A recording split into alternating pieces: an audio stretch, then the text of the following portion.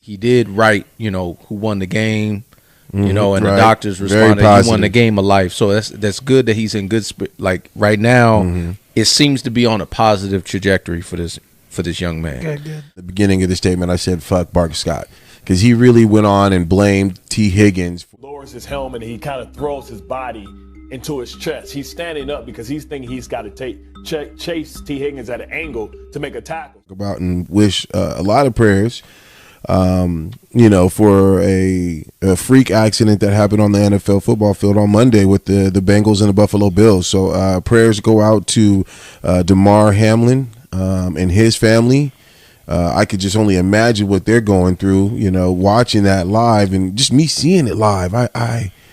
This year has been a year of crazy hits happening. Tua, Russell Wilson. We've had Kenny, discussions about it, right? Yeah. And this one wasn't. It didn't look like one of those hits. It wasn't. Right. It didn't look like a nasty mean hit. And there was the second Tua hit didn't look like a mean hit either. He kind of hit the back of his head, not as rough, but hit it. But it still sparked an issue, a neurological issue, right?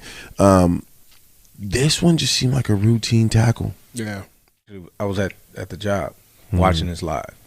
And I remember as it going on, because I was really pumped for this game. A lot of people were. This had huge implications as far as the AFC, and so I'm watching, and it was the CT Higgins going up, and it gets tackled. I'm looking at him like, okay, and I turn around. Next thing I'll see, I'm like, they got the stretcher out.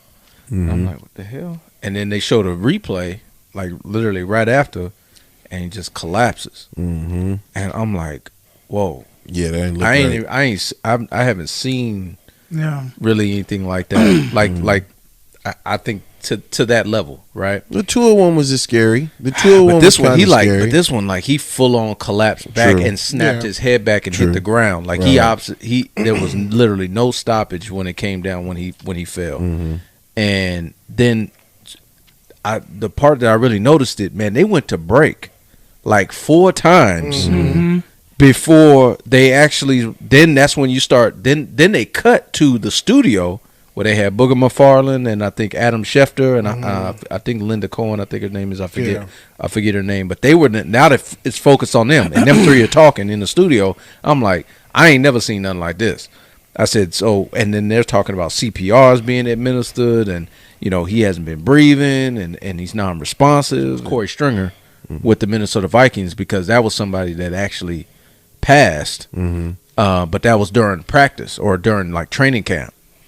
He played with the Minnesota Vikings, so those players start coming to my memory, and I'm like, man, what is going on? Right. Like, what is happening? And they kept showing the replay of him getting of that. I'm like, number one, he's the defender, right? So this is not like a head-on-head collision. The helmets didn't even touch. He should be delivering. It's like what was the issue? And then you start speculating. You start saying, did he have a chronic condition he was unaware of, or maybe it's just the way he fell, and it was the adrenaline that got him up, and then he just collapsed. Like you didn't know it was neurological. It could have been anything. Concussion is the first thing you start thinking about, and it was definitely a real moment, man. At the job, literally. The employees and customers all stopped.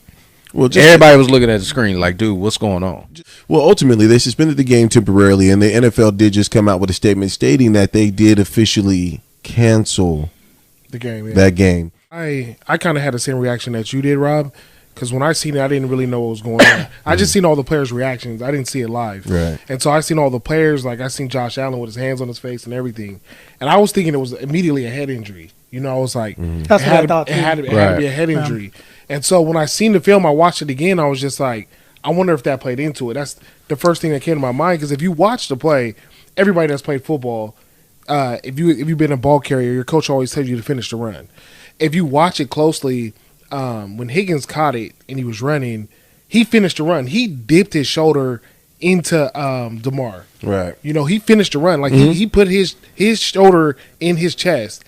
And then when you see him get up and he falls, you're just like, man, I wonder if that played into that. Beginning of the statement, I said, fuck Bart Scott, because he really went on and blamed T. Higgins for the way that he finished the run. Because I heard you say that. What did he say?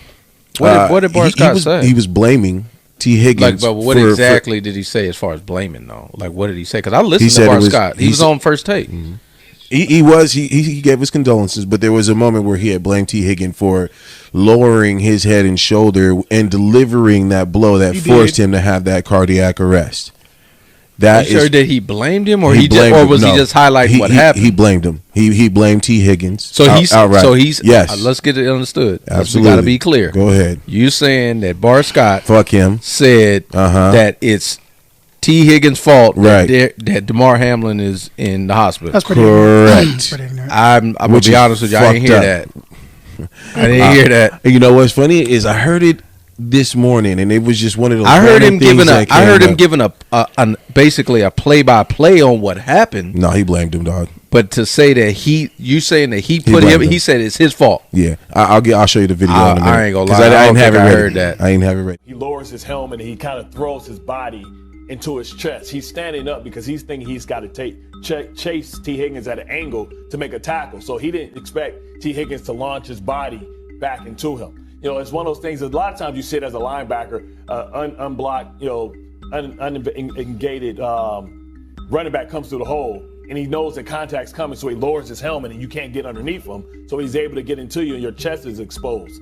So they've taken that out of the game, but they don't really regulate it as much as possible. I expect the league will be a lot more vigilant when it comes to that and using that penalty. Right. Show you the video. But in general, Bart Scott gonna be on your helmet, boy. Man, let him, man. I'm saying what T. Higgins want to say to this nigga, because on real, he can't say what he want to say, man. You gonna come out here and blame me for one? You putting the guilt on me, bro? I already feel bad enough that this natural instinct of me lowering my shoulder and holding and tucking the ball in tight while I go forward. I'm gonna have to check on that, because I didn't hear that. And tell that nigga we can square up, nigga, right now, man. Come square up, man. If he did say that, I do agree with you, though. Facts, man. Well, that's wrong. If he did say that, he made a profession off of being a linebacker and laying the hits at a time where all these concussion protocols and the knowledge that we have, the medicine that we have, wasn't around. So how many people that we know back then, when we weren't really checking for all these injuries, are actually hurt due to the pain that he's inflicted?